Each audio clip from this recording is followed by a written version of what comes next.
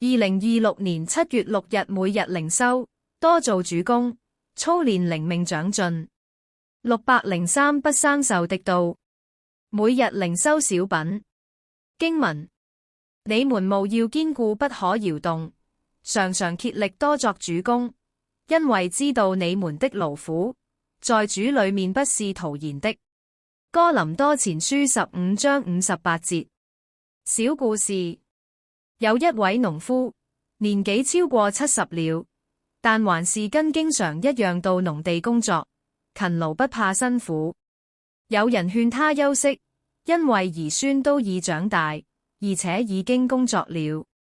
他說：人生好比一把快刀，不用會生鏽爛掉，用太多而不加保護也會磨損。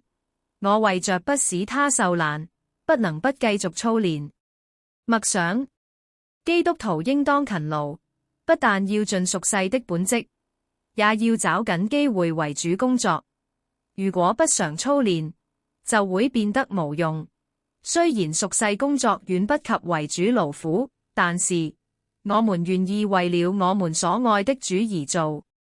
禱告：親愛的天父，你是愛我們的主，你為我們所做的實在太多了。我們要一生跟隨你，要聽從你的話語，遵行你的道。我們在工作職場上要盡責任，做個好員工，也要竭力多做主工，做忠心的僕人。因為在侍奉中，我們能夠經歷你的恩典和作為，操練我們的信心更加堅定，並且我們所做的一切也將得到你的喜悅和讚賞。